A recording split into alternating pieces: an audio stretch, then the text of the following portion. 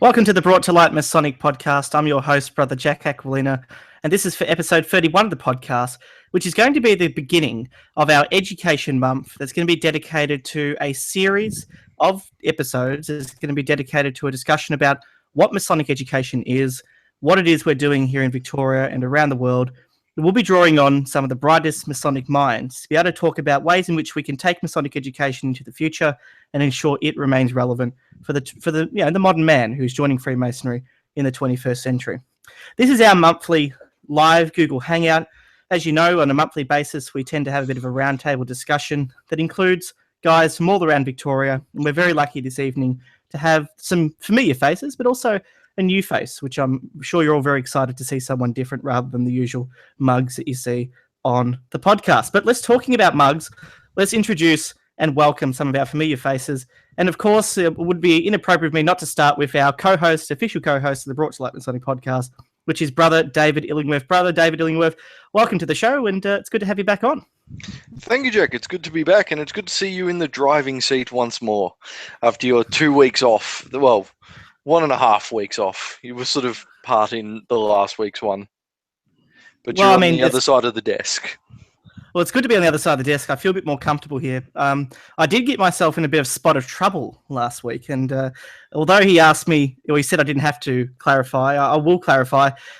To our listeners, last episode, you did hear a discussion about how I joined Freemasonry and my brother Paul, how he joined Freemasonry. We're talking about family and Freemasonry, and I did make some comments that were pretty harsh about the former Grand Lodge process, and I stand by those comments. The process that I went through in terms of the interview with Grand Lodge was a horrific process, but it appears in my passion I may have accidentally disparaged a brother who was involved in that process through no choice of his own, which was a bit unfair of me, and that is Brother Ben Quick, who is a fantastic guy, an absolute inspiration, someone who is giving a large part of his life to Freemasonry and is a huge part of the positive change that we're seeing, especially happening through the craft. He's in the driver's seat when it comes to those changes. And I did mention that he was part of my interview process, and I guess by association I may have come across as I was attacking Ben.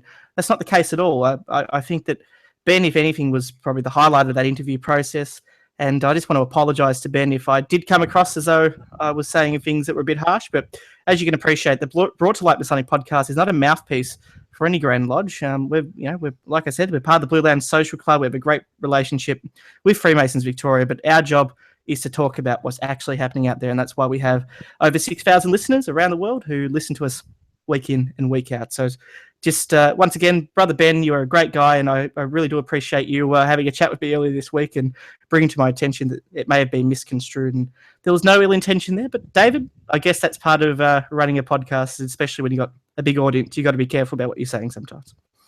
Oh, well, that's the thing. And I mean, I think it's good that you've been able to come out and sort of clarify a few things if it was taken the wrong way. I'd like to think that our listeners, when they heard it, didn't think it was taken the wrong way, because obviously, as you say, that's not the message we want to be sending. The whole thing with our podcast is we're not here to attack anyone or attack things. We'll discuss a process, good, bad, or otherwise, which is like tonight's episode. We're going to have a fairly open discussion.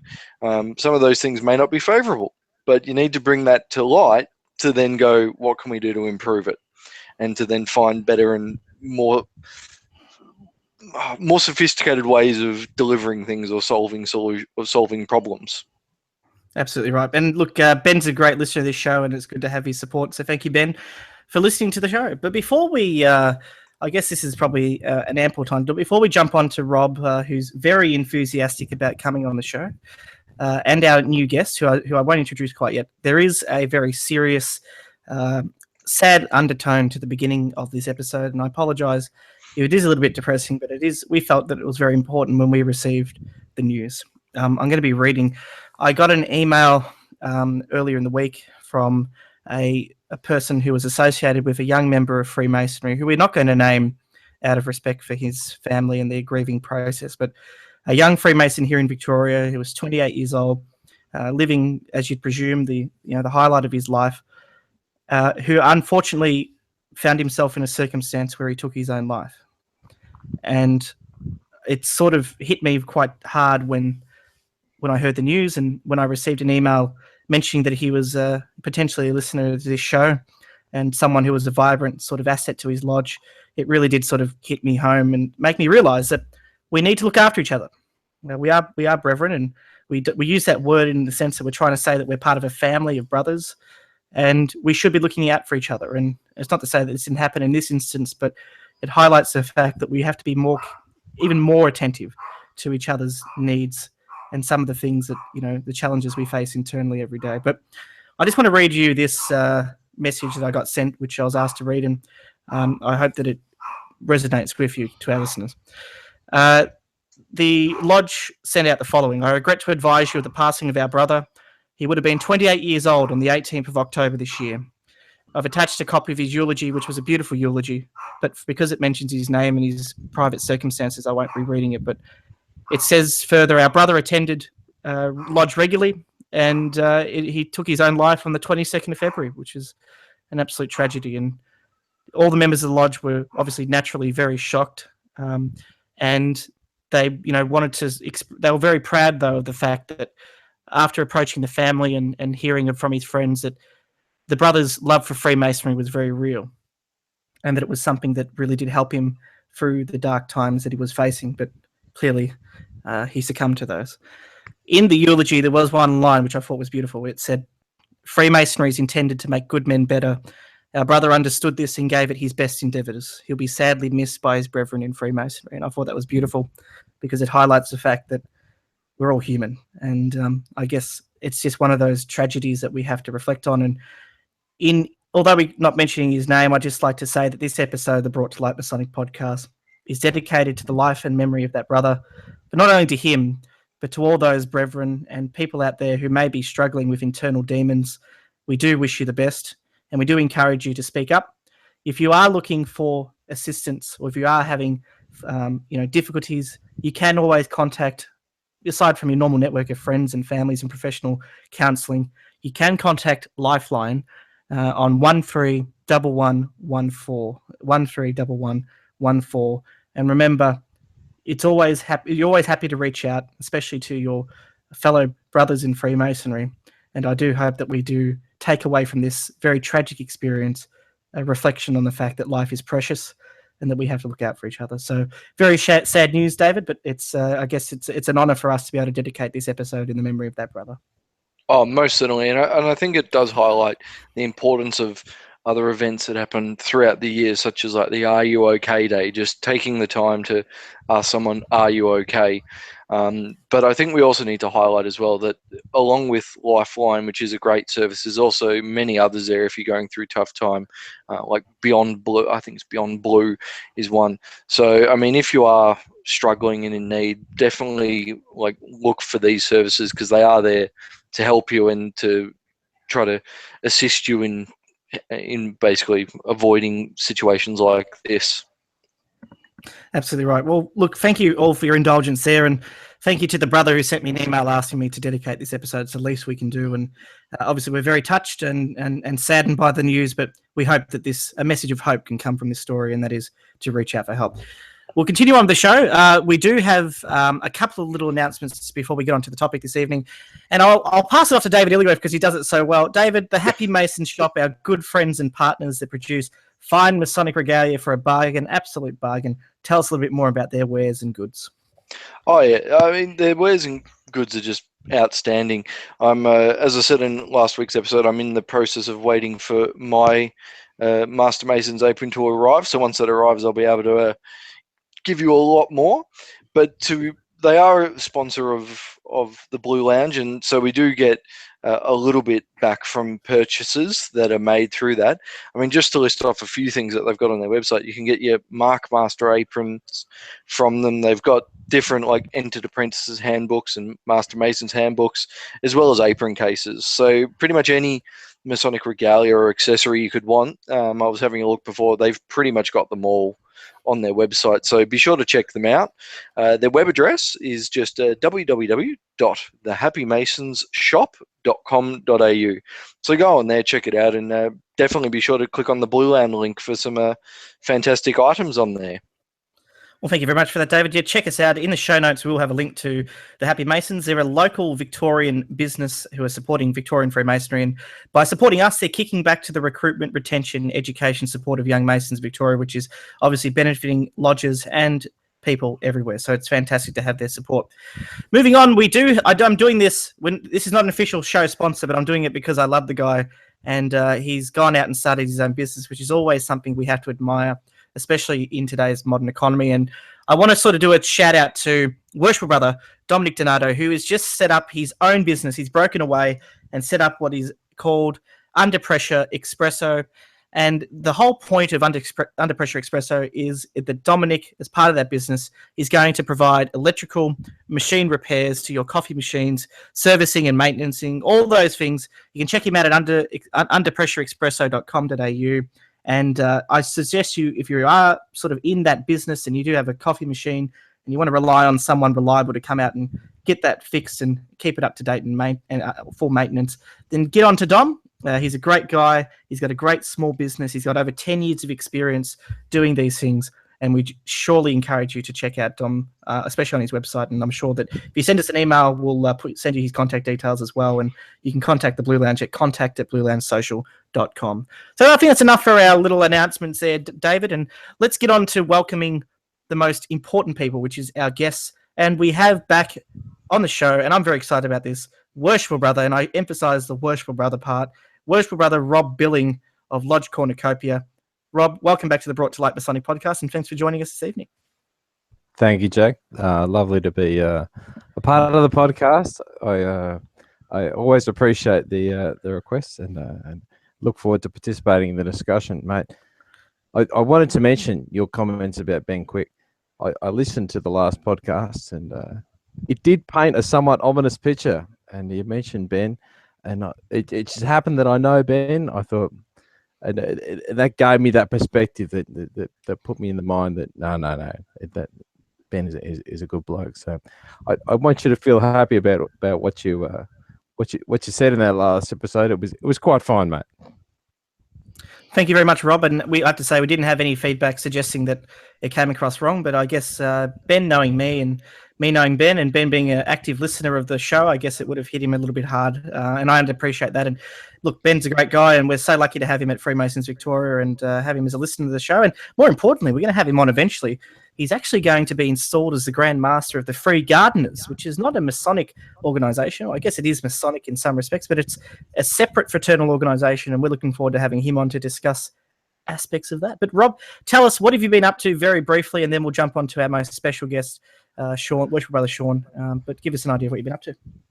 Well, very briefly, Jack, as you know, I'm the secretary of the Greater Gippsland Blue Lounge Social Club, and we've organised just recently a fishing event at the Hazelwood Pondage, which went quite well. We had a bunch of families show up, and people actually swam in that water and came out with the correct number of eyes, and fish were caught. It was a wonderful day, and of course, 2 days preceding that, I was lucky enough to sit in the chair of a very historic first degree ceremony that, Jack, you were a significant part of, and I'm sure we'll talk more about that later in the episode.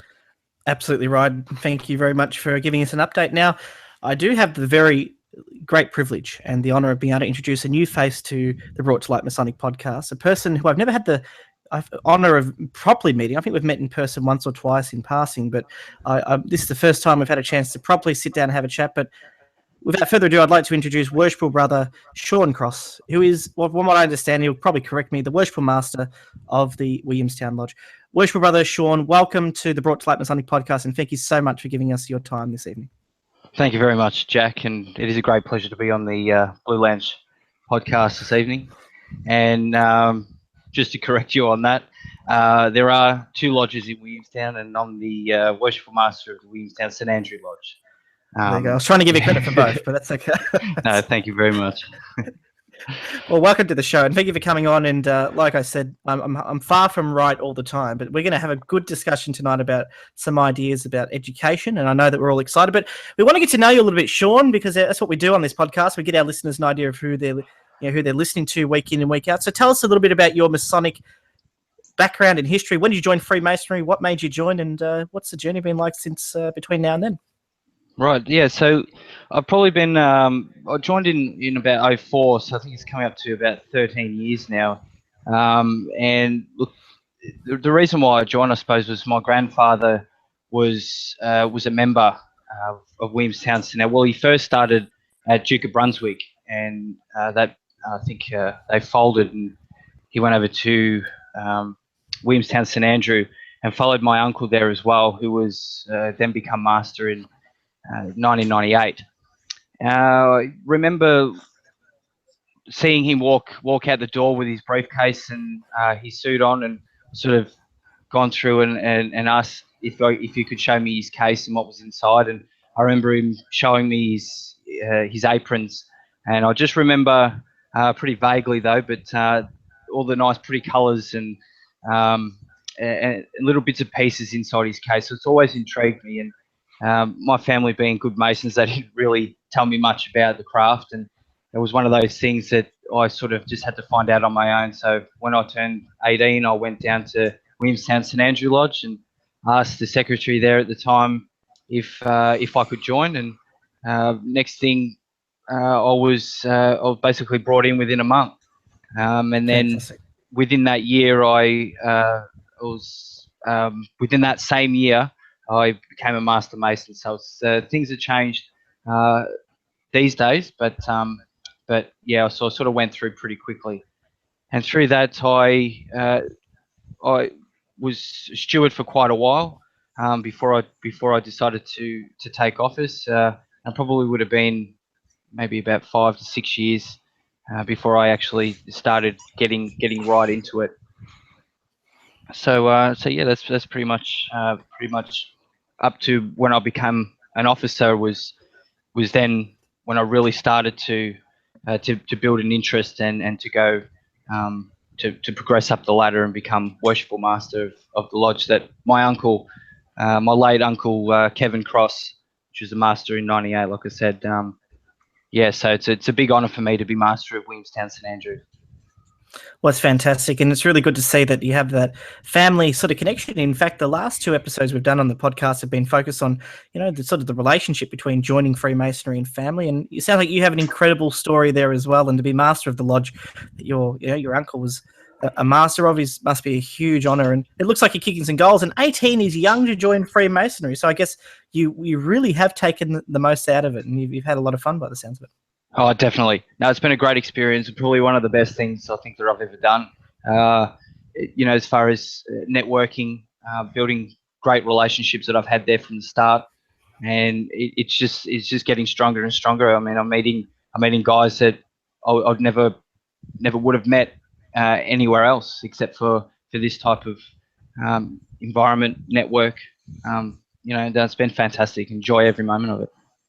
Well, thank you very much for sharing that with us, Sean. And I know our listeners will be very happy to sort of be able to relate to your story. And also, thank you for coming on the show. We're looking forward to hearing your opinions. And Worshipful Brother Rob assures me that we're in for a treat tonight. Got some pearls of wisdom. And if you've been a member of Freemasonry for 13 years, that's 9 years more than I've been a member. So you definitely have a lot more probably up there than I do at this time. So that's fantastic to have your perspective. So once again, thanks for coming on the show, mate. Thanks, Jack. Appreciate it. Let's jump straight into the topic. I think we should get into the topic. As I said, the name of this episode is going to be Education in the Craft. It's going to be setting up a whole month's worth of episodes and discussions about ways in which we can make education great again. I guess we're using that theme. I hate to sound Trumpian, and every episode I sort of get a weird look from Rob saying, don't use that phraseology, but it's very addictive.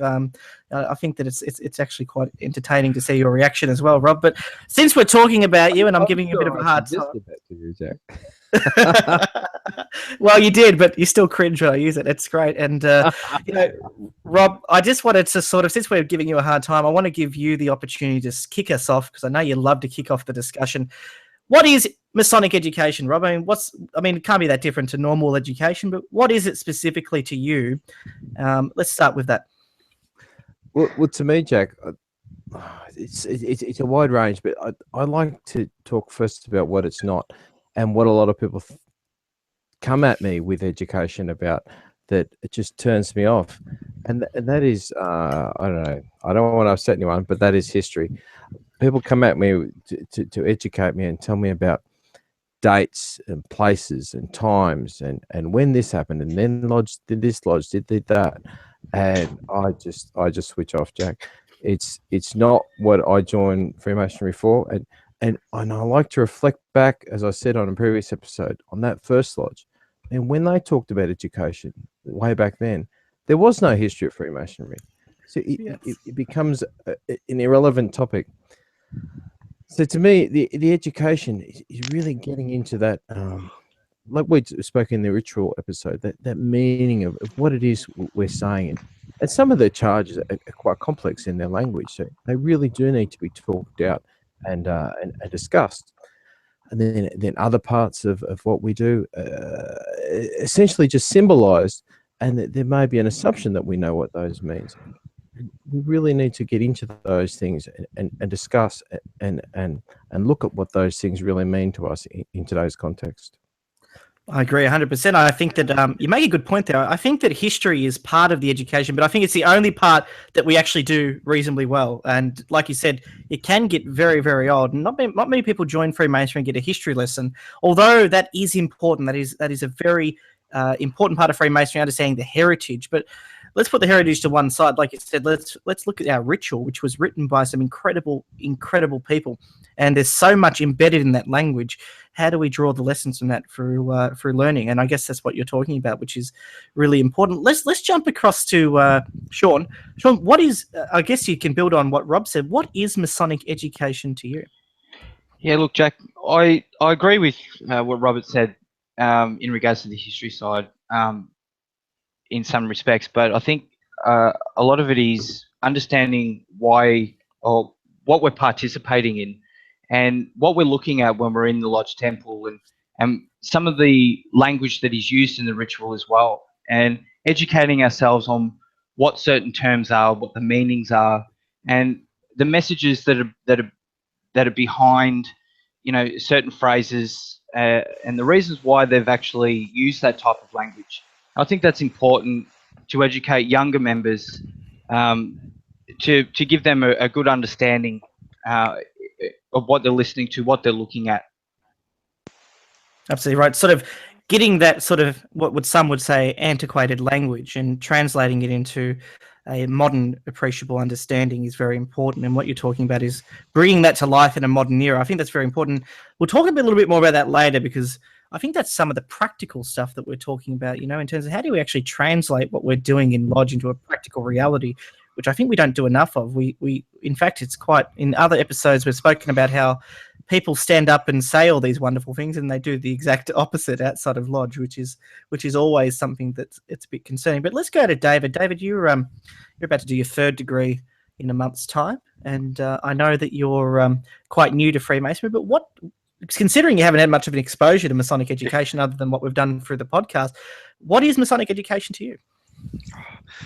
It's funny when we talked about this topic and said, oh yeah, we're going to be discussing Masonic education, I did start to have a think about it, and I thought, I always think back to probably the one and only example that I can draw on, which was one that happened in our lodge, where I think we just had a degree or we had something on, and then Nick did a big education piece on a lot of why we do things during the first degree. And I thought that was so fascinating as to the origins of all of that. Now, while it was a little bit of a history thing, it was more of a, okay, so why does this done? Well, here's the historics behind past, about how it was done in the past, and these traditions have just carried on. So I look at that and go, that is, to me, is true education. The history is great, but I agree with Rob. It's not a history lesson. A history lesson is not the same as education, telling us why we're doing it, saying, oh, look at all these famous people that started on this date, started here, started there, did all this. That's not education. That's a history lesson, but it's not telling us why things are done or the reasoning behind it or anything along those lines. So to me, I look at it and go, it's very much that sort of thing. It's just explaining in greater detail why we do things. To me, I look at that and go, that is education in my mind. Absolutely right. I think that's a good point. I'll give you my view as well.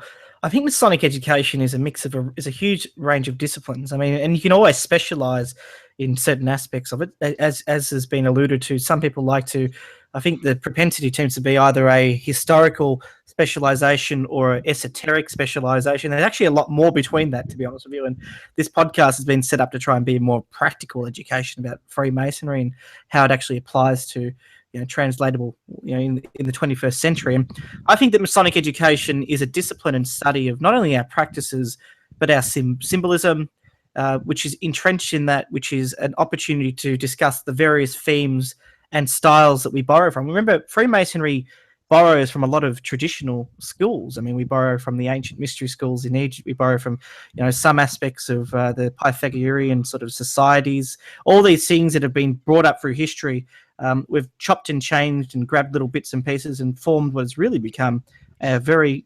well-established order that has a lot really to it. And we teach a very old way of teaching is through ritual, and that is experience-based, storytelling, things that the Vikings used to do, things that the first Australians tend to do, pass down lessons through stories. And I think that's quite a unique way of educating. But this leads, I guess, guys, to our next question. I'll let anyone jump in on this one here. Now that we sort of have an idea of what Masonic education is, as much as in terms of our own individual interpretations, tell us, why is it important?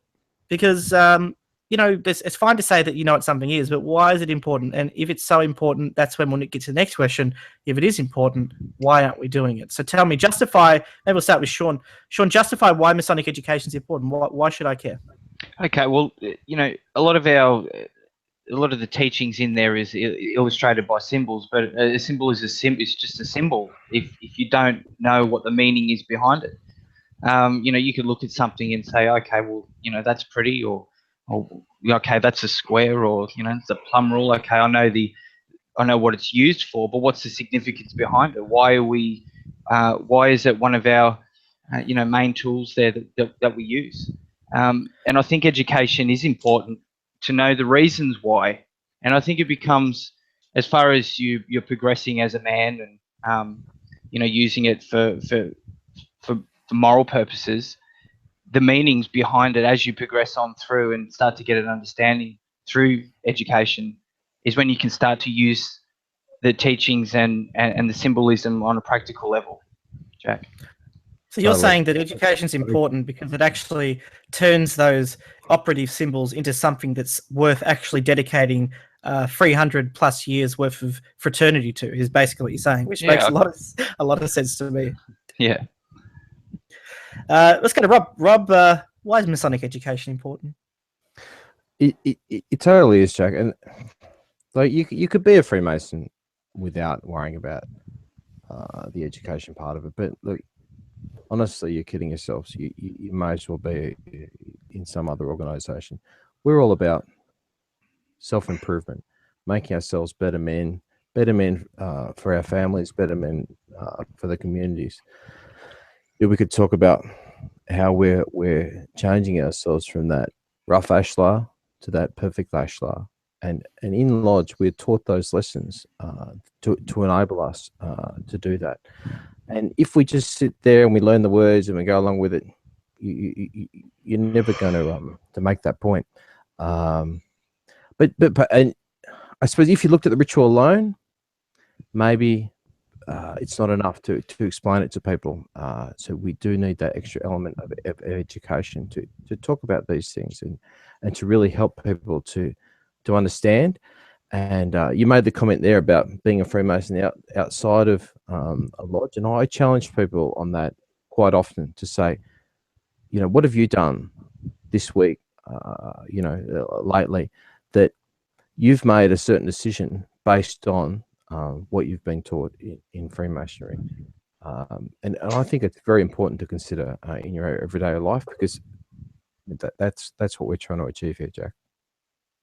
Absolutely right. And I don't mean to skip over you there, David. We're going to segue into the next question, because I think this is going to be more relevant.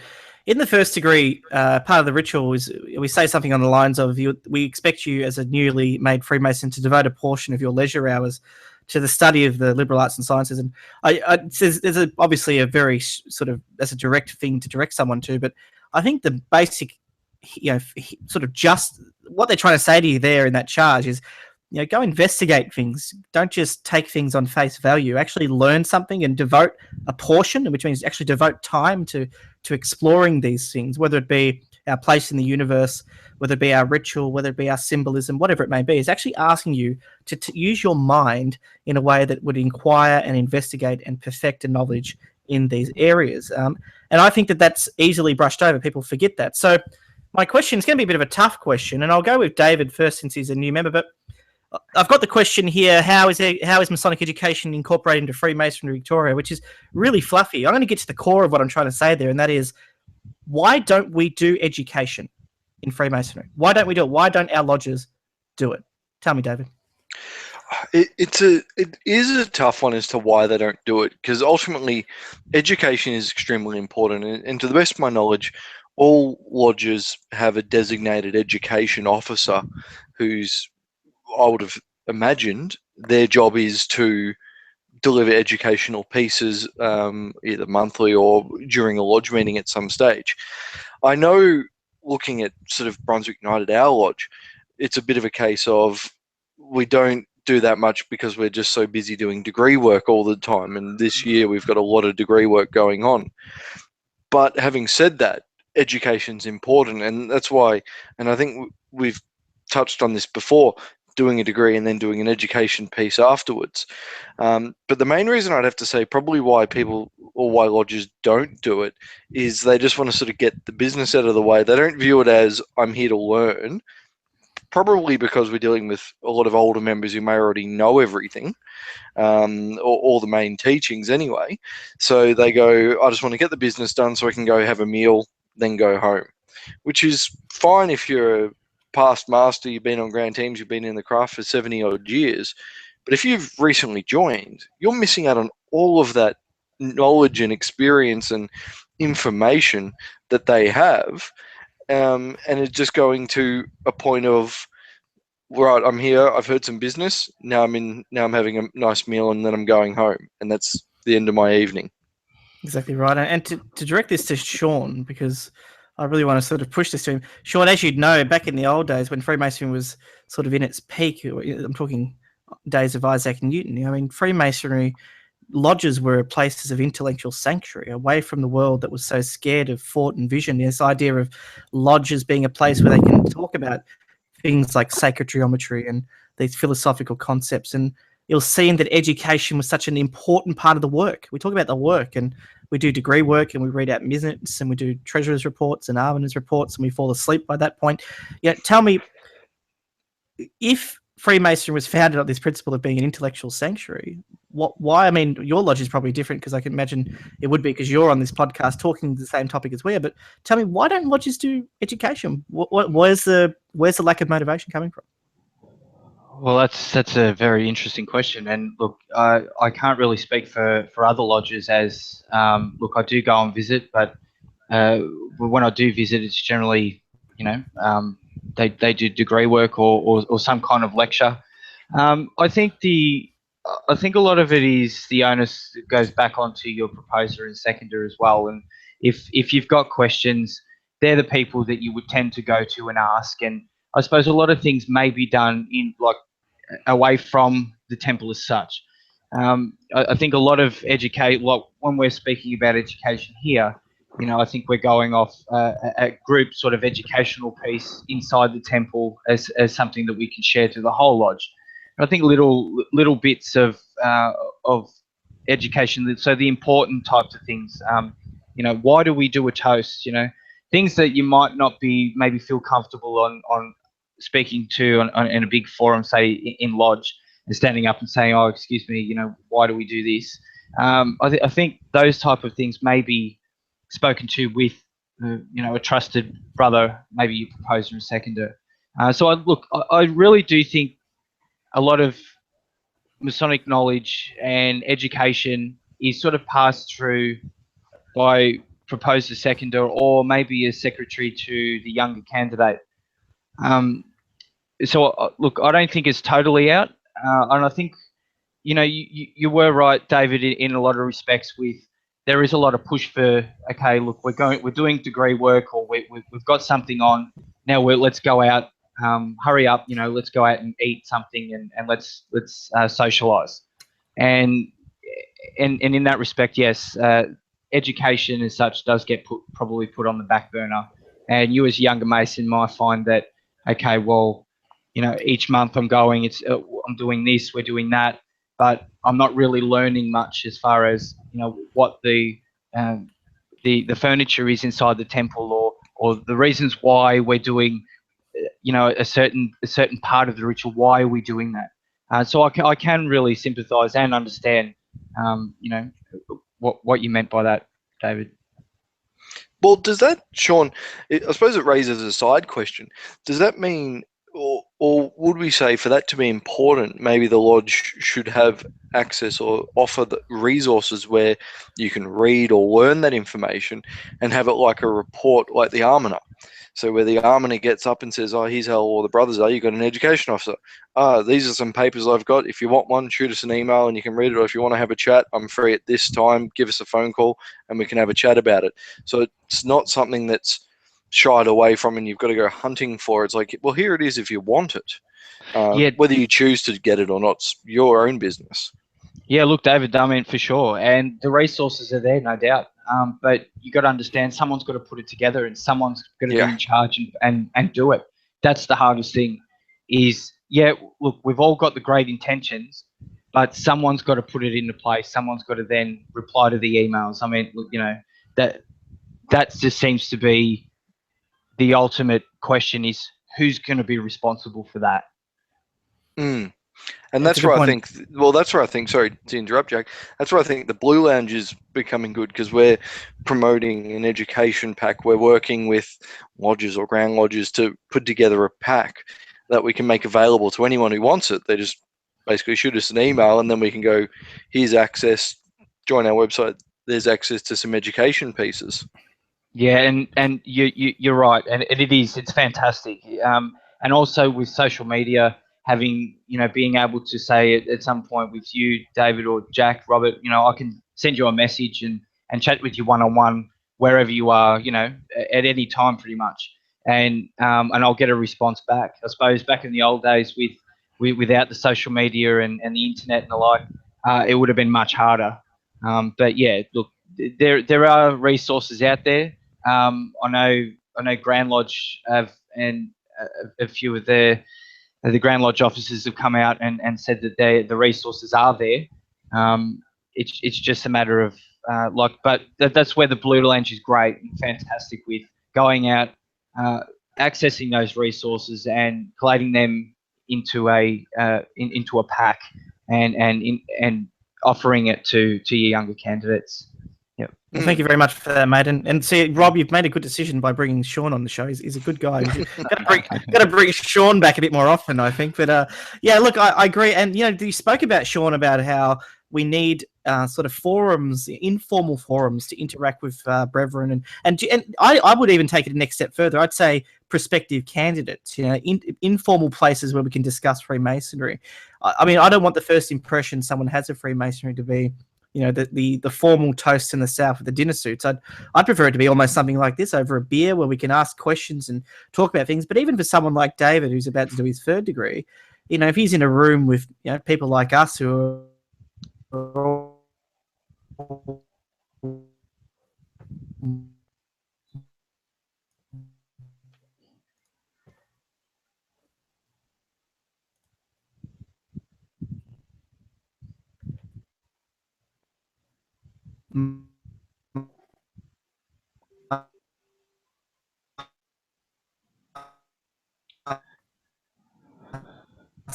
Oh, I think we may have lost Jack there. I think his internet connection may have just dropped out. So I don't know. Let me bring it up, and we'll push on until Jack comes back, because I think he'll come back eventually. So I'll throw an open question out there, just pushing on, and Jack, we'll come back to Jack and his point there. What with the education that we do at the moment, what can we do better? David, Robert, we can do so many things better. But putting that structure in place to enable these things to happen is the hard part. And I think we're looking for leadership. Well, I am looking for leadership from Grand Lodge, from Freemasons of Victoria, to help us, I suppose, steer the ship in that regard. I know I base a lot of the work and the planning on what's in that book of Lodge workings. Now, wouldn't it be wonderful if each of those charges and each of the things introduced in that book of Lodge workings was accompanied with a piece of education material that described what that charge is about, if there is any ye olde type words in there, what that actually meant, so that we could deliver that education in line with that information. And it's possible that some of the map information is there, that describes some of that stuff, but there's not enough of that stuff, David, and there's too many gaps. There's too many assumptions. I think we've got the ritual there, but there's too many assumptions that people know what's going on, and then we'll just explain in due course the various facets. Oh, most certainly, and I think that is important. Jack, do we have you back now? Well, it looks like Preston and Telstra are not getting along at the moment, but it's great to be back. I think maybe you should host the podcast permanently, David. It's the gods are stepping in. But I only heard the end of Rob's sort of comment there, and I guess I was halfway through something as well. But what I was saying before I left mainly was the fact that we need a structured program in lodges that actually focuses on delivering education as a requirement of what lodges do. Like I said, ritual is one thing we do, social is another, but the third prong has to be education. That has to be an expectation for lodges to do. And I know that might be a little bit controversial, but what's the point of recruiting members, bringing them into the craft, training them up, only to lose them because they don't know anything about the organisation they joined to learn about? I think that's a bit of an issue there. But anyway, I've sort of hijacked that. I'll let you continue, David. Jump on with the next question. Yep. Well, we were just discussing, Jack, basically the what can we do better aspect, and we had some great information from Rob there. But we'll jump to Sean and pose the same question. I mean, we look at the education that we do at the moment. I mean, Sean, in your view, what can we do better? Yeah, look, I just want to touch back on Jack's point before. I think I think a lot of people want to know everything like straight away, and I want to know everything right now. And I think it's important just to be patient. I mean, look, it was for me the penny. Like I've spoken with Rob about this, and for me the penny didn't really drop with Freemasonry until maybe about 4 or 5 years into the craft. And it was one of those things that when it did drop, it was something that I managed to do on my own. Like I managed to figure it out on my own. And I think that, by holding back and sitting back and watching and taking it in, I think that you sort of gain something a little bit more deeper within the craft, I think, further along the line. So I'll just leave it at that, but I just think patience is a virtue when it comes to Freemasonry. But what can we do? Yeah, sorry?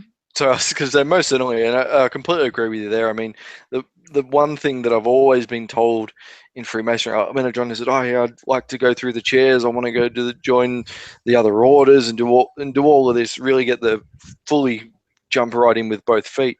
And the one thing that so many people have said to me is take your time. There's no rush in Freemasonry. Do it at your own pace and just really enjoy each stage that you go through, because you don't have to race to the finish line because you'll learn or you'll miss things. Just take your time and learn it all along the way. And the thing is there's no pressure on young Masons to know everything either. And there is no pressure on that. Like, no one can expect you to be new to the craft and to be well educated in all aspects of it. Yeah. And that's where guys, the older guys, tend to like to throw their 2 bobs worth in and maybe come up to you and put their arm around you and say, just between you and them is, oh, did you understand this part? And they'll like to explain that, in their type of way, and someone else might come over and explain it to you in their type of way. So you'll tend to sort of figure things out as you go, and you'll get different explanations on the same thing, but over a period of time, you'll sort of work it out by yourself, basically, and you'll sort of gain to understand that on your own. But as far as your question, what can we do better? It's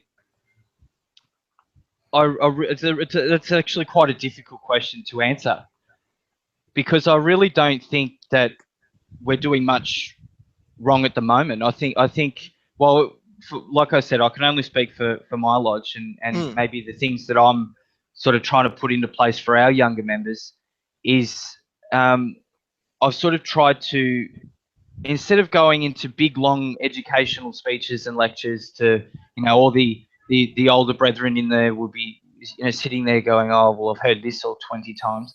I've got just a couple of little lectures here. I'm not sure if you can sort of see that, but they're just nearly a half a page. Now, this one in particular is symbolism of the sword. Okay, so I could stand up and read, maybe two of these, maybe at an end of a lodge meeting. This one here is faith, hope, and charity. Now, this one's like 2 pages. I've got one here, Masonic clothing. Why do we wear black and white? And this is a half a page.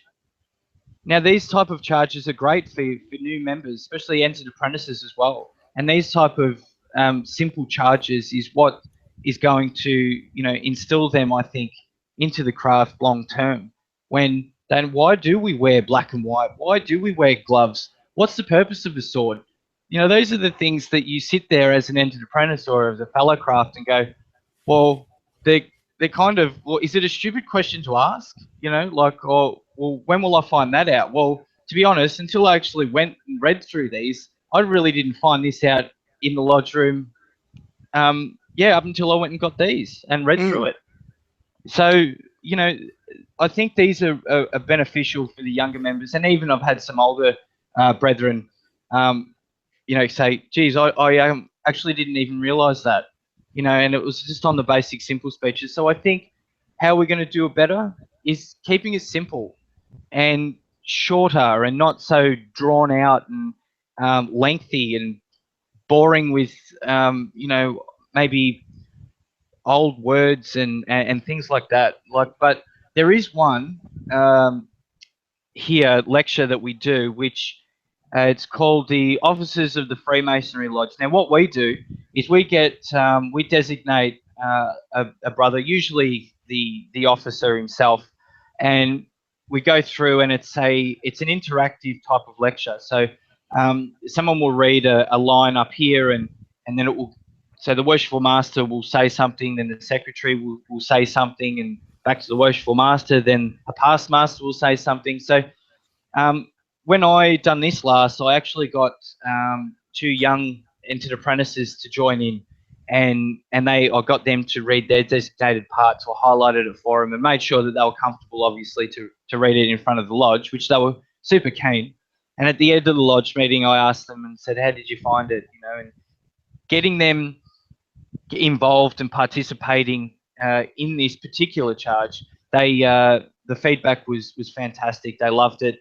The smiles on their faces when they left, and they said, look, thank you very much. And I think that sort of eased the pressure, as well as standing up in front of a whole group of guys and talking in front of everyone when you've got, a whole room, all the eyes are looking at you. Yeah. And especially when you've got a piece of paper there and the lines are there and you're not having to do it off by heart, it's a good little introduction. So I think those type of things are ways in which we can do it better for our younger guys. So if they're jumping into inner guard or, junior deacon positions, that they're not going to freak out and they're not going to say, hey, listen, it's all too hard. Oh, most certainly. And I think in part, you highlighted a very interesting thing, which I think probably sits at the core of our whole discussion here tonight, which is, I mean, we look at like your lodge, you describe little education pieces that you do in your lodge, and you go, that's fantastic. So if I look at that and go, right, that is the shining prime example of what every lodge should be doing, and then I look at other lodges I've been to, I go, if they do it, they don't do it very well, or they do, as you say, the big long-winded 2-hour-long lectures where someone's just standing there reading non-stop for a day and a half, and everyone goes, right, well, I've heard this, I'm bored, I'm going to sleep now. Yeah. Well, if I could jump in here, I think you make a really good point, Sean, and you should be congratulated, and your lodge should be congratulated for having a strong tradition of engaging people in Masonic information and exchange. And we have had a chance to see some of those short lectures. I think some of them are brilliant. In fact, the Blue Lounge was asked by Freemasons Victoria to provide a critique of their information, and to give you a bit of a summary of what we said. We said the material was fine. We looked at the material and said, okay, well, the material's great, but there's so much of it. There's probably 70 little lectures there, and there's whole manuals and books. And I think, Rob Billing, you've seen some of the stuff, and it was the first time you'd seen it as well. And you sit there going, well, one, why isn't this accessible? Two, why is it just sitting there and collecting dust and the sheer volume of it? But what I want to attack, and we'll go to Rob first. I'll throw to Rob and ask him the question of what we could do better as well. But as soon as you're done, Rob, I want to be thought-provoking and provide you a model or an idea that I have about what we could be doing about Masonic education and open up for discussion and critique. So maybe go to you, Rob. Tell us, what could we be doing better? Jack, look, we got to do it more, this education stuff. And I wonder whether that requires us to be prescriptive about it. What could we do better? I referenced the Book of Workings before. Well, why aren't these lectures sitting in the back of the Book of Workings? And we're asked to do certain things once per year. Why doesn't it say you must do 2 of these per year? Be prescriptive, and then it will happen. I hate being prescriptive, but look, if it's going to achieve the aim, where's the harm in that? And then further from that, what can we do better? Jack, I'm not the guy to really answer that question. I really try hard in Lodge to try and provoke the thoughts of members about things in terms of educational material. But I mean, as you probably witnessed on this podcast, I struggle for words at times, and I do the same thing when I try and make off the cuff comments during Lodge, and you've got 40 blokes. Julie's sitting there. The only person who's allowed to speak off the cuff is the Worshipful Master in the Lodge, and just waiting for you to stop. And sometimes it's good to have that ritual there, the right words to say. You can memorize it, you can learn it, and you can deliver it with passion. I think sorry to interrupt, Jack. I just want to say something vitally important here. It does what you just said there, Rob. Terrifies me immensely that the Worshipful Master has free roam to say anything, because Jack's going to be the Worshipful Master of Brunswick United before you know it. Our Lodge meetings are never going to end. Well, it's the truth, and you've possibly seen it in Lodge. And I hate to carry on about protocol, but you'll see some people stand up in Lodge and then address other members of the Lodge. That is a no. Everything in Lodge should be done via the Worshipful Master, and the Worshipful Master can essentially do as he pleases. But of course, by the time you're put in that chair, you're of the understanding that you have certain obligations required of you. Oh, thank you for that side swipe there. I'll make sure I take that into my stride. But let me just say, look, let's just provoke some conversation and outside of what we've already said. But I think we've stated, although it's been interesting, we've stated the obvious here, and that is that we need to do more of what we're, education, a bit more. Maybe we need to follow Sean's example and see that across the jurisdiction a little bit more. And even as you said, maybe we need to be a bit more prescriptive. In the chapter, in fact, chapters are required to deliver certain lectures that are contained in the ritual once a year. So there is a requirement to deliver certain lectures about the degree, so people are able to be exposed to more than just degree work, which is quite encouraging to see. And I've been exposed to it, and I've been sitting there sometimes thinking, thank God they're doing this, because if I see another exaltation ceremony, I might fall asleep, or I might be unhappy, or whatever it may be. But let's just get to a proposed model. I mean, I think the lectures are great. I think having lectures can be a good way of delivering information, but I think we need to move away from that as well. I think we need a bit of balance. I don't think there should be dogma in Freemasonry. When I joined Freemasonry, I deliberately joined because I read that there was no prescriptive dogma. What a symbol means to me versus what it means to you within the Masonic context is open to discussion. And I use the key word there, discussion. In my view, lodges should be doing less in sort of lecturing and more discussion. Of course, you need to teach foundation. The MAP program teaches foundation. As Sean was saying, proposers and seconders, or in the case of me, where I joined via Grand Lodge, my proposer and seconder was by dispensation.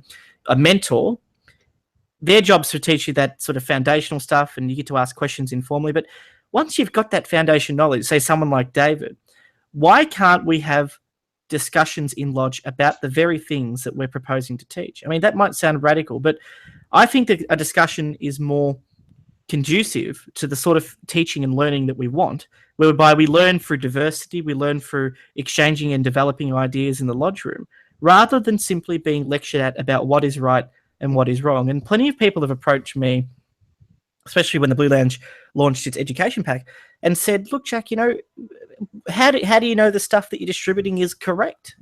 And it's like, well, firstly, the sources from which we've derived this stuff are pretty authoritative, but putting that to one side, what is correct?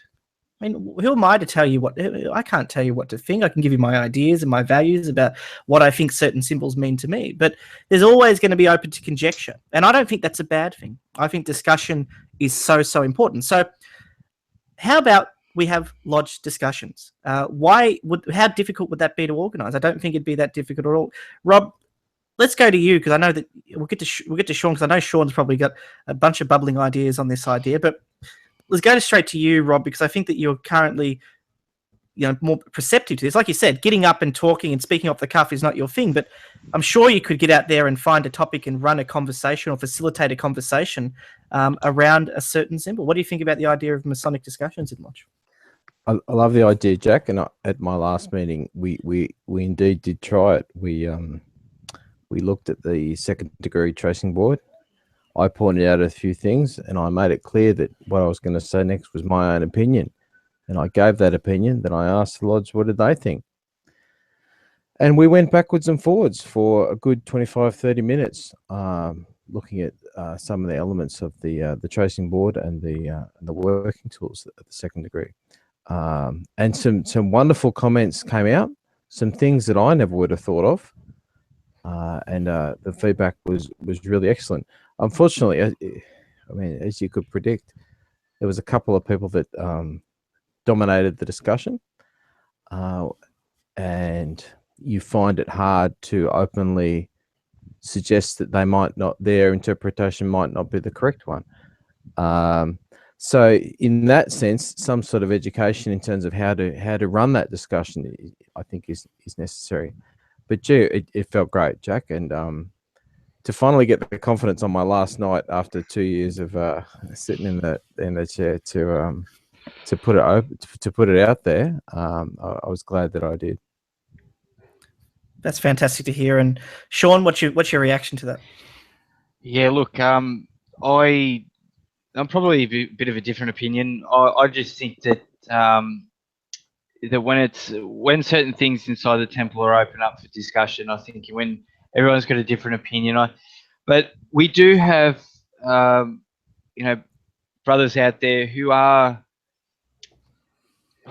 lack of a better word, I suppose, is professionals, say, on the tracing board, who have memorized the tracing board lecture, well, using a tracing board as an example, who do the lecture on the tracing, do the discussion on the tracing board, who may be able to adjudicate a discussion based on that specific topic.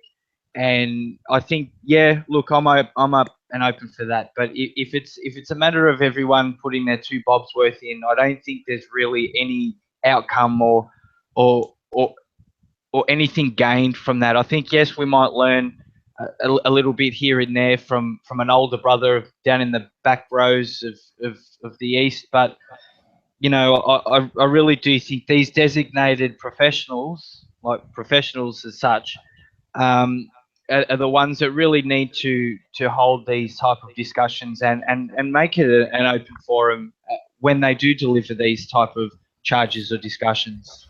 Jack.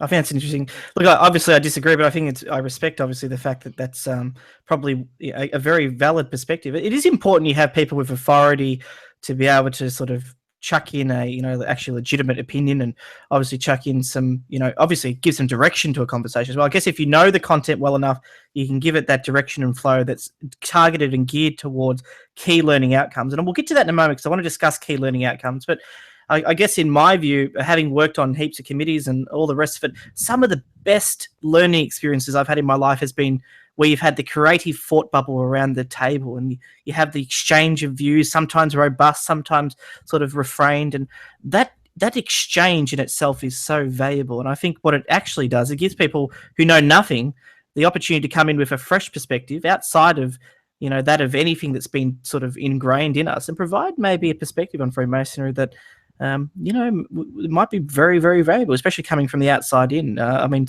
someone who knows nothing might actually point out something that we've never noticed through fresh eyes. But I see your point. I think it's very important that we have people who can facilitate discussions and actually know what they're talking about, which is really important. But let's have a quick talk, and we'll chuck straight to David on this because I think it'd be interesting to hear his view.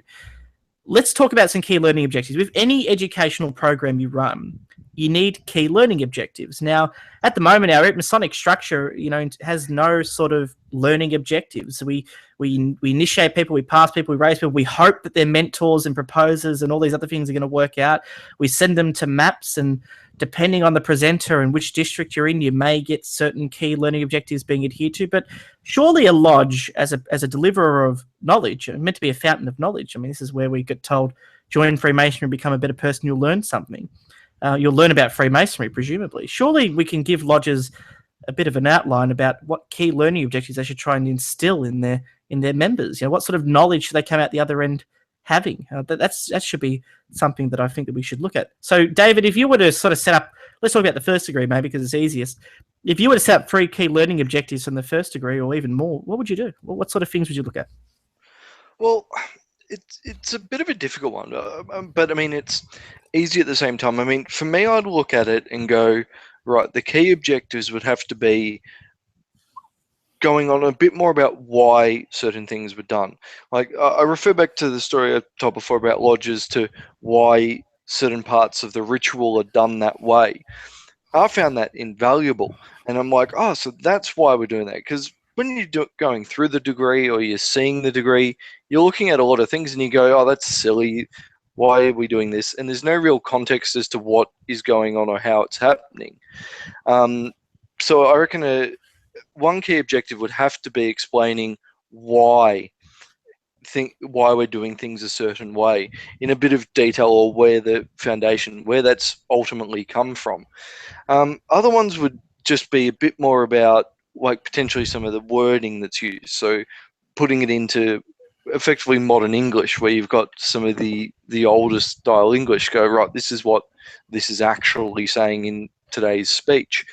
And then, I mean, I would even just probably touch on as well sort of parts of the questions for the second degree. So a bit more in depth as to modes of preparation, things like that.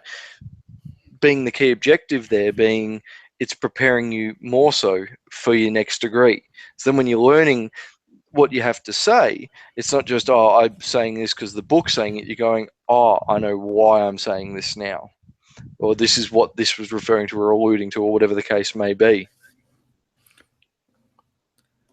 I mean, I think you make a good point. I think the other sort of key learning objective you can take away is, the practical significance of some of the lessons of the first degree. So, for example, time management. We want every person who goes through the first degree within a reasonable period to be taught by the lodge the practical significance of these working tools and how they can apply them to their everyday life. That's a learning objective. That's not a process. That's an objective. I mean, what we should be setting these. And I'm not saying lodges are incapable of doing it. Clearly there are. There's some good lodges out there. Sean's Lodge being another one that I've recently learned of tonight is a great lodge for education. They obviously put a value on this, but surely we should be helping lodges set these key learning objectives. And Rob, what do you reckon? Could you think of any sort of learning objectives that you would want? Imagine you're sitting down with a entered apprentice. You said, "What's the things I want you to know after taking on this experience?" Yeah, look, there's things in the first degree that you really hope that they didn't miss, but like in all likelihood they most likely did. To start with, the way a candidate is prepared to do the first degree. If they completely forgot what they were told about as to why they were prepared that way, I mean, later on when they're reflecting, that would put some weird thoughts in their head, and that needs to be really explained to them, and so they really understand that. I mean, that would be one clear objective to me. I mean, it's a fair point. The whole thrust, yeah. One of the big thrusts of the degree was obviously about charity, which you've spoken about in the past, Jack. And I think if somebody blinked when they did their first degree, they may have missed that point again. We talk about coming into the light in Freemasonry, and maybe people take a more literal approach to that versus the more how that's intended. So that would be a definite learning objective again for the first degree. And then the obligation that they took, the solemn obligation that they swore. I wonder how many people can remember what they agreed to when they took that obligation. Yeah, I mean, I think you make a good point. I mean, overseas, for example, you're required as a candidate to not only learn the questions and answers, but to be physically able to prove yourself, as that would make sense to a lot of Freemasons, and also remembering your obligation. And now I know it's a big requirement to ask people to do, and some people have learning difficulties or they don't have time or whatever it may be. I'm not suggesting we do that, but geez, getting up in lodge, I mean, and spending time dissecting that and having discussions around what that obligation means to different people would be a fascinating conversation. I would love to see that. And, it's something we can't do on the podcast, for example, we could easily do in the lodge room, and it'd be something engaging and special. But just quickly building on what you just said, Freemasonry is about being brought to the light, being brought away from ignorance. We are meant to be brought away from the ignorance of everyday life into Freemasonry, into a world of enlightenment, where we're supposed to somehow attach ourselves to these lessons and principles at a time that have been around since time immemorial, but will enlighten us to a better way of living our lives. Now, if we don't take anything away from that and learn something about Freemasonry through education, then we're not really moving or taking that sort of, transcending step from darkness to light. And I think it's very important that we maybe emphasize that. But let's go to Sean, because Sean's had some fantastic contributions to make tonight. Sean, what do you think about this idea of at least, setting out for lodges some key learning objectives that they should try and ensure that candidates walk away with through the journey through the craft, even post the craft, for officers and beyond? Yeah, thanks, Jack. Look, yeah, I just think with the entered apprentice, I mean, there should be no onus on them at all. They've just got to sit back and just take it in. I think for, as long as they can, basically, and no expectation on them. But as you progress up through your degrees, and especially in the second degree working tools, I think is my favourite charge within the whole of Freemasonry. And I think, a lot of learning the working tools as a candidate as well. Key objectives being getting yourself familiar with standing up in the lodge and in front of everyone, and having all the eyes on you at that moment. And just maybe with those little charges I showed up earlier, maybe asking the candidate or the brother fellow craft or even the new master mason if he wants to stand up and do that, and slowly gradually get himself familiar with doing that. And I think and then what will happen is, I guess, when they start to take office, they might be there's more confidence in stepping in and taking office, rather than sitting back as a steward or on the sidelines for year after year. And I think the a lot of encouragement by pushing. See, I'm a big believer in jumping in the deep end. But that's just me, and just go in there and just do your best. I mean, I didn't really sort of, I sort of jumped straight into being the senior deacon, and when we open, that's quite a long type of introduction when we're opening the lodge, and that was a really great challenge for me, and that was the objective of that was memorizing that, and when I got it, looking at the Worshipful Master at the time, and him looking at me, giving me a thumbs up and saying, yeah, wow, fantastic, was massive encouragement for me that just wanted to push forward, push harder, and do better.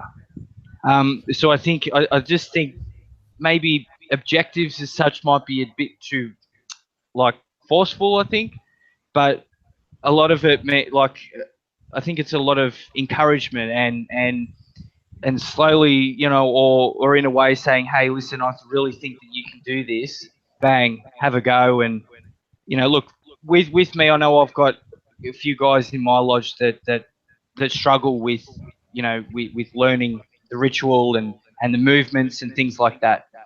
Now, when we have the inspectors come in and they say, listen, you got to work on with the guys in rehearsal and that, and I just think, well, look, everyone's different, everyone learns in a different way, and being able to cater to finding out what maybe their issue is, if there is one, or just specific needs to them, say within a rehearsal situation, getting them aside and catering it specifically to them. Because for me, I suppose all I need to do is just get the wording down pat. But for these guys, say the junior wardens and the deacons and things like that, really need to concentrate on being confident. And if you're not confident, I believe, well, you're not competent. So I really do think that positive reinforcement and encouragement is the way to go.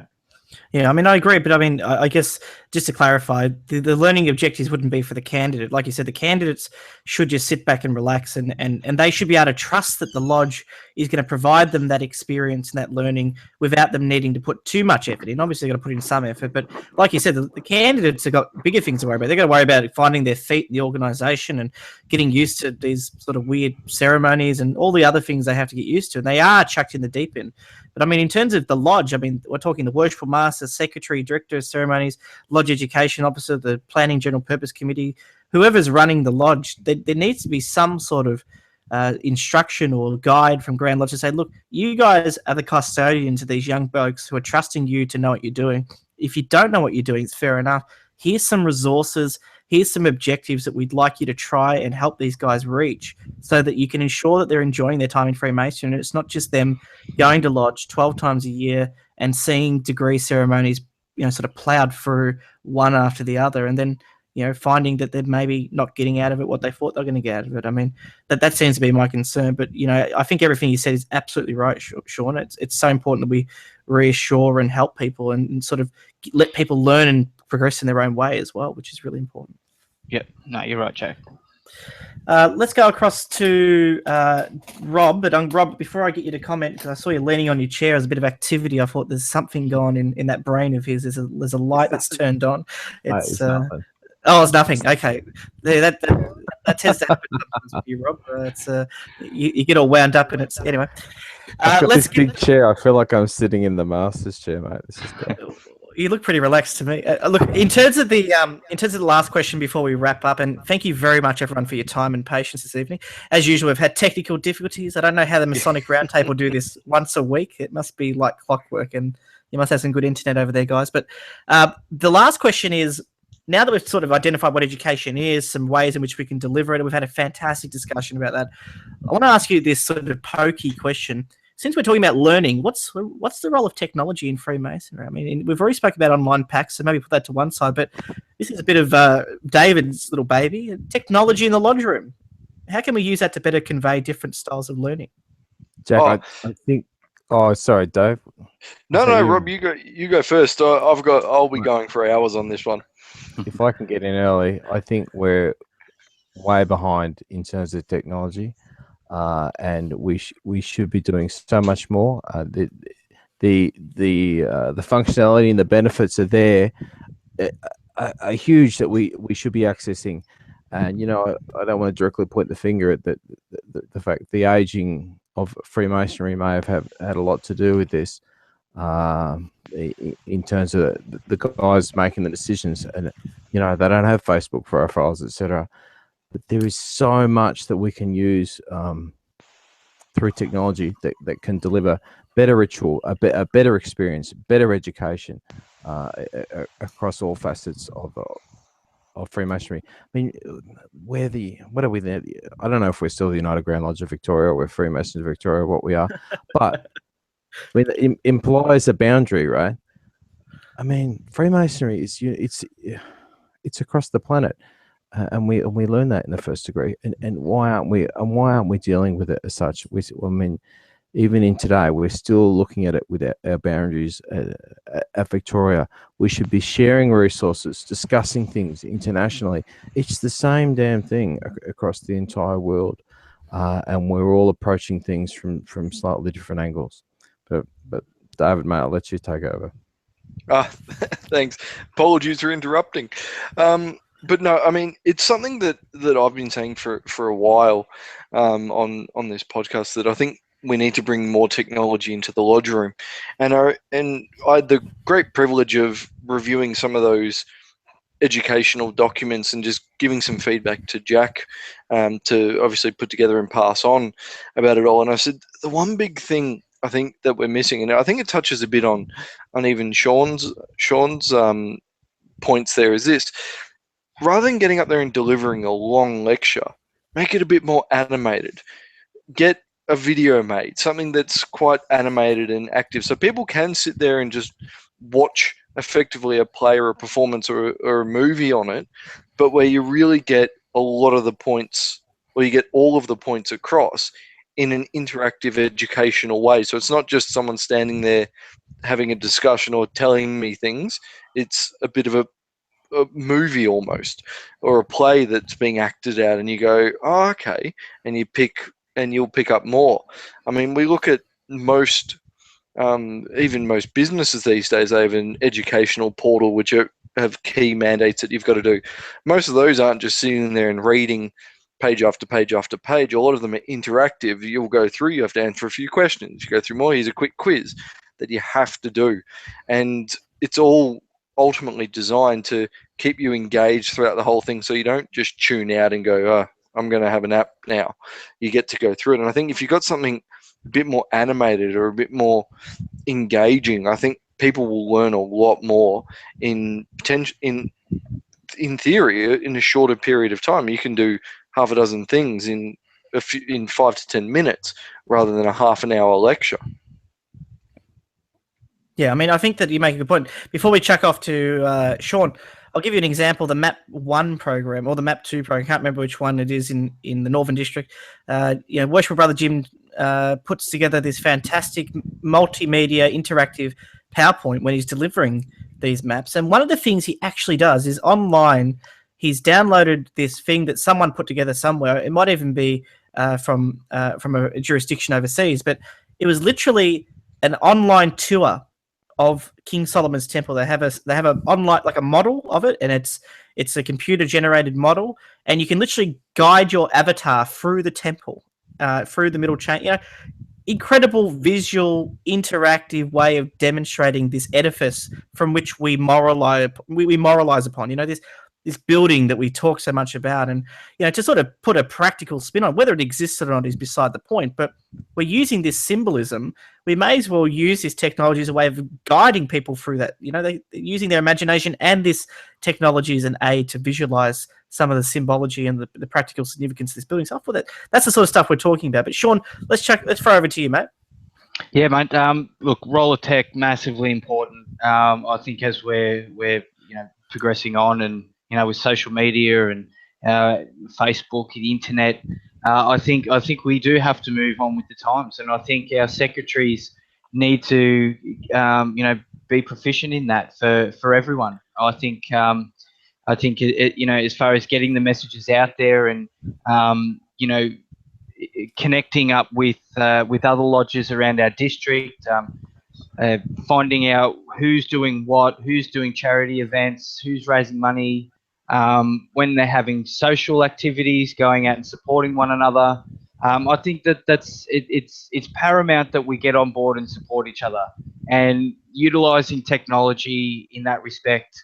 I think is just the way to go, and pretty much the way of the future, and pretty much actually it's more of the way of now, I think. And also, times when the organist isn't there, and somehow we can get the music to be played, in the temple. I know, for me personally, the temple is something that, I like it old school, but I think to create to create an impression when we're doing, say, degree work, or we're doing something specific, I think it's important that we create the drama and do create the impression for the candidates, and for our special guests who are there as well. So I think in that respect, I think there is a fine line, as say, within the lodge temple, but outside, definitely. I mean, the facilities out in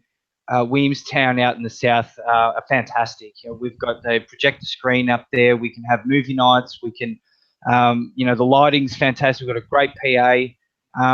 So, moving forward, we are doing things, progressively, but I still think that there's a lot, say, on the secretary side, or as a lodge, between other lodges, that we could probably utilize technology and do things a lot better.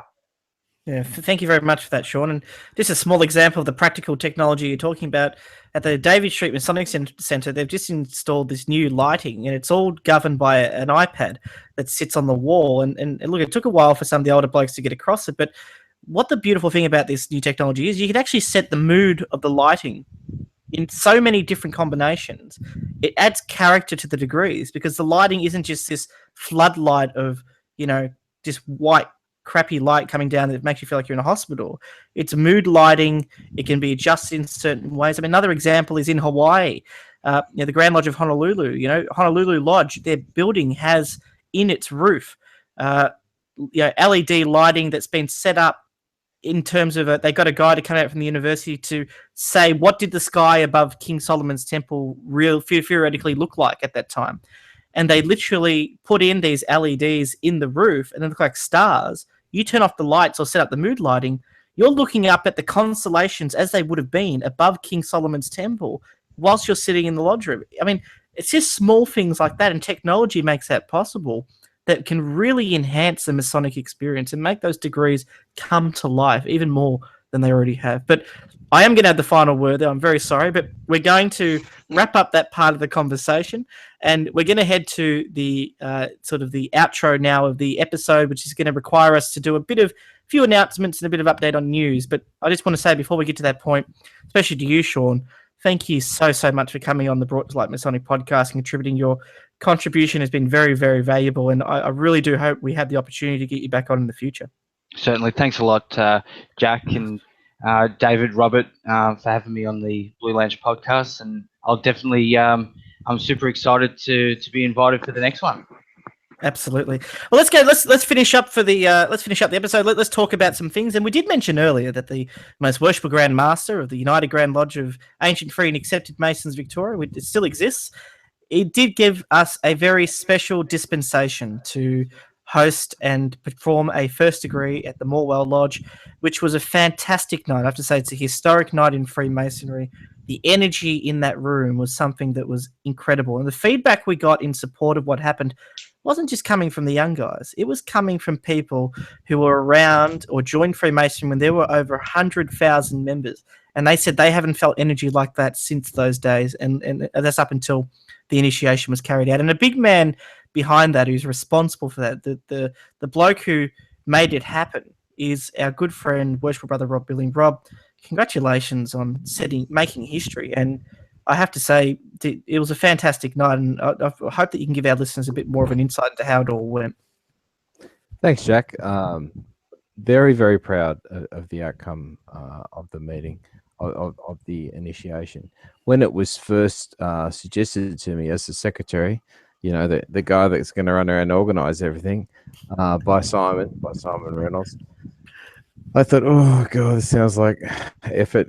But given that we all knew the candidate so well, Brother Bo Atkinson, and he had come to a bunch of events, we really wanted to make his entry into Freemasonry special. And the more Simon and Andrew Geary spoke to me about that idea, I was happy to go along with it. I was intrigued. Could we make this work? I made a few phone calls, although, I mean, that's old school speak for I message people on Facebook, and I said, mate, you could probably do this, and you could probably do that, and we pulled together a team. 10 different lodges. The members of the team were 12 of us, with an average age, as I said before, of just 35 years old, which is younger than me and older than you, Jack.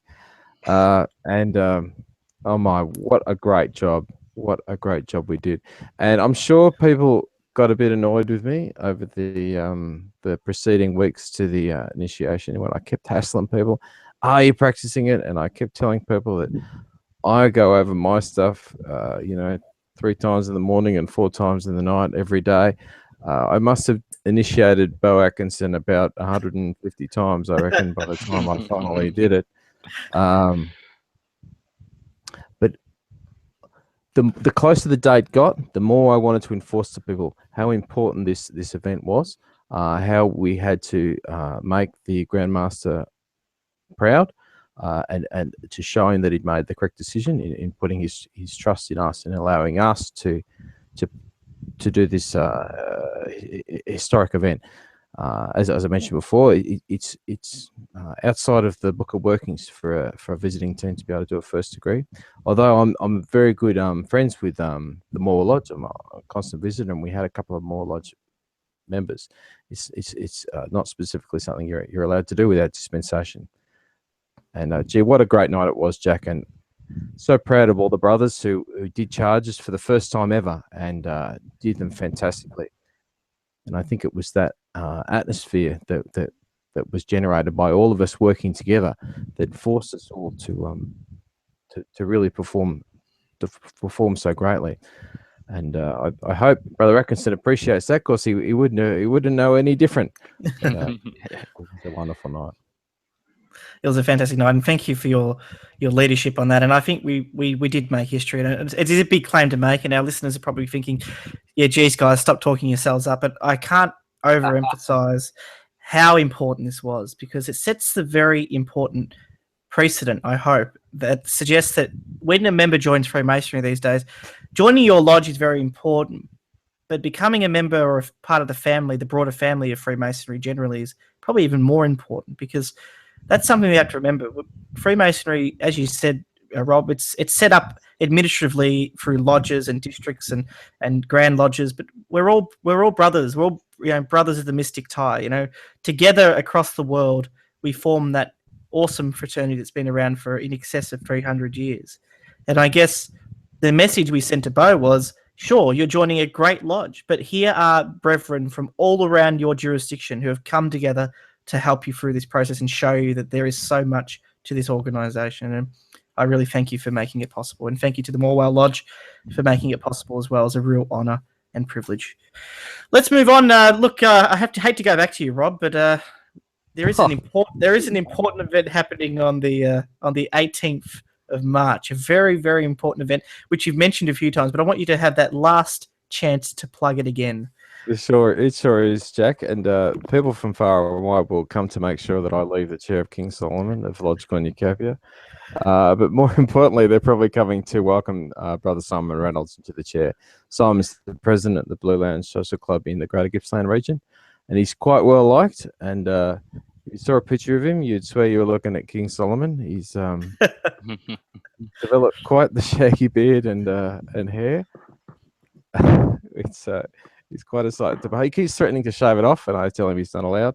Yeah, and it's going to be a fantastic day on there. We've moved the installation to a Saturday to 4 o'clock on the 18th of March. Most Worshipful Grandmaster Don Reynolds is coming down to do the installation. That's not Simon's uncle, as may have been suggested. And then in the south, we're doing what's called a table lodge, which is a very elaborate south. And I know you will all be there with me on that day, and it'll be a fantastic occasion. Thank you very much, Robin. It is an official Blue Lounge Social Club event, so jump on facebook.com/Blue Lounge Vic, and you'll be able to see the details there. And you can also see it in the show notes below. We're going to link you to that event. Please do come along. If you are a New South Wales brother, there is no excuse anymore. If I'm driving from Melbourne to Warragul, you can take the extra leap and drive from New South Wales. So we expect cross-jurisdictional love, but you do have to get in quickly because tickets are selling fast, $50 a head. It's a bit of a bargain considering the company you'll have and the event that will be a fantastic night in Freemasonry. So please check out that event and register. Only about a dozen tickets left, Jack. Get in quickly. A dozen tickets, so New South Wales people just get in there very, very, very quickly. They're very, very important. And accommodation will probably be something at a premium as well, so please look at accommodation in the local area if you do plan on staying the night. Thank you for that, Rob. We will be quickly wrapping up now. I want to do some final thoughts and shameless plugs. Let's go to Worshipful Brother Sean. Sean, give us some final thoughts based on the episode and also some plugs about what's happening in your lodge in your district. Oh, great. Thanks, Jack. Final thoughts, mate. Fantastic. Great to be involved with the podcast, and you bring up some really interesting topics. I just think it's great for all the members to hear, and I think getting on Facebook and having a sort of discussion online is another great way of progressing forward. And as far as Williamstown St Andrew goes. Got the honour and the great pleasure of announcing that that my chaplain is getting his grand honours. So he's getting a past junior grand Tyler. Fantastic. So we're wrapped about that, and we'll be doing that at our March meeting on the third Thursday of this March, this month. The important thing, Sean, you mentioned to me was the chap's never been through the chair. That's right. Yeah, no, he's a master mason. So he's getting the grand rank of past junior grand Tyler. So yeah, it's a phenomenal effort based on his work with the youth outside of Freemasonry, and also his 47 years inside of being in the craft as well. It's a hell of an effort. Fantastic. And I'm really proud to have him in my lodge. Thank you very much, Sean. That is a huge honour, getting awarded past Grand Tyler. That's a huge honour, and it is conferred on brethren who are Master Masons, have not gone through the chair, but have served distinguished service to the craft over a long period of time. And I think it's the only conferral of grand rank that is given to a person who is not a worshipful brother or hasn't gone through the chair of King Solomon. And the fact that it's so rare is sort of a testament to the fact that brother in your lodge has done some incredible things, and I'm sure people get along to see that very special event. So congratulations to him and to your lodge, and I hope that it's a very big, successful night for you, which Thanks, would Jack. Which would be excellent. I'm sure. David, let's get to you for some final thoughts and some shameless plugs. Oh yes, well, I think the discussion we had tonight has been fantastic, and it's really highlighted a few things and provided a few possible options for change and things like that.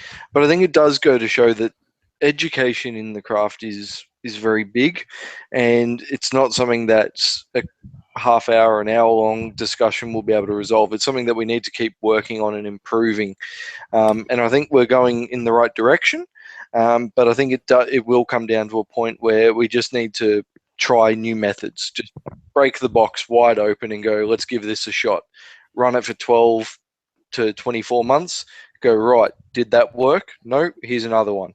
And just till we find one that everyone goes, this is the one, this is the way it needs to be. So I think it does. We just need to keep working through that. Shameless plugs, obviously a big event coming up tomorrow, which is obviously the Blue Lounge and FMV, and I believe the foundation will be there as well, handing over some money to the Eastern Rebels Netball Club, which we've talked about before. So that will be fantastic. Other than that, we've got a Northern District event coming up later this month or early next month. We're trying to hammer down a time when we can get access to a hall, and the brethren from the UK will be available. So we're hoping to hammer that down. So watch this space, basically, because we'll be hopefully putting up some details this week as to when that event's going to be held. I will, of course, be at Simon's installation on the 18th. I wouldn't miss it for the world. So that should, I'm looking forward to it. That should be a good night. And other than that, the only real shameless plug is, which I'll be plugging for the next few weeks, is my 3rd degree coming up next month in April, which I'm very much looking forward to. So still got to do my map at the end of this month, and then hopefully nothing should be in my way. Thank you very much. I think to sort of give you a date, it'll be the 3rd Tuesday in April, starting at 7:30 at the Brunswick United Lodge at the Davey Street Masonic Centre before David's 3rd degree ceremony, and I'll have the distinct privilege of being able to take him through that as a senior deacon. I initiated David, I took him through his 2nd degree, and to take him through the 3rd will be an absolute honour. So good luck with that, David, and good luck with the map. Before we wrap up, I've got a couple of quick things. The Blue Lounge education pack. I was going to give you final thoughts, Rob, but I thought you'd already said enough. Mate, I got stuff to say. Go ahead. Mate, I'd just like to mention this coming Sunday, we've got an event at the Blue Lounge Social Club in Sale. If anyone's down this way, all the details are on Facebook. Our Blue Lounge Social Club pins, I promise you they're on the way, Jack. You've seen photos of the product, and they're getting very close. We've got a new event in April, the Blue Lounge Social Club in Greater Gippsland, at the club champion, we're calling it, for the golf championship, and that's on April 22nd, and that's open to all Freemasons to try their luck.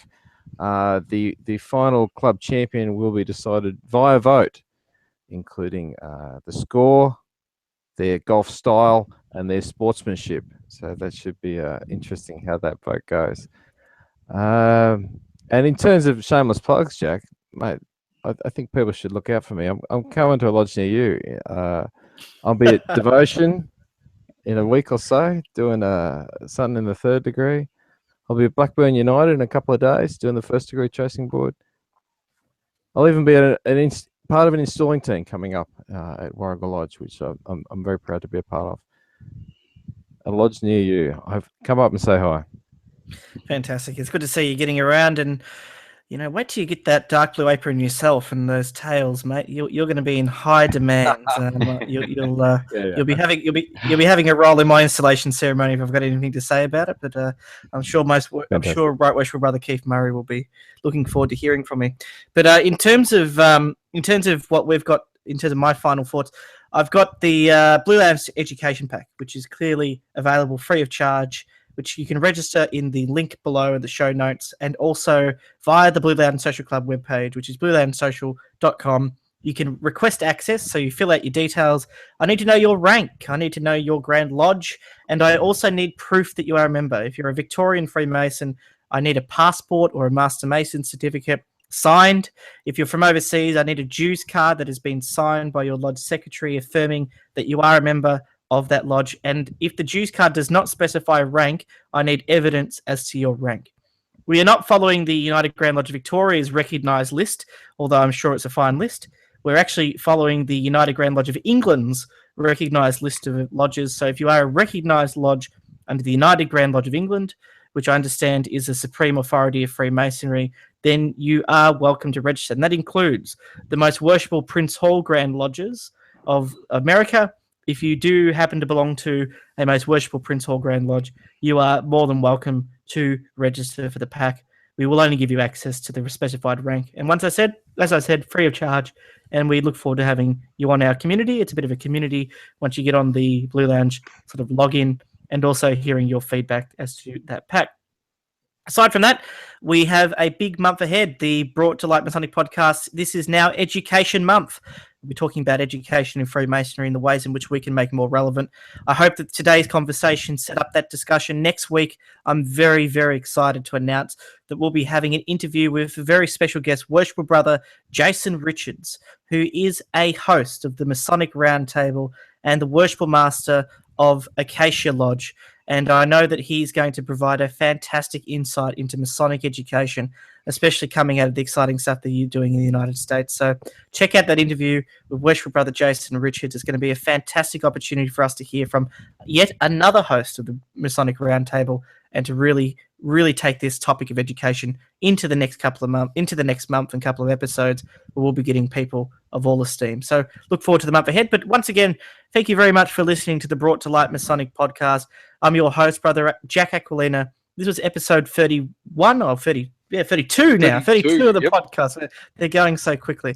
And dedicated to a discussion about education here in Victoria. We'll speak to you next week. Stay safe and stay on the level. And we'll make sure that we give you further light in the future. Thanks, guys, for coming on the podcast. We'll speak to you soon.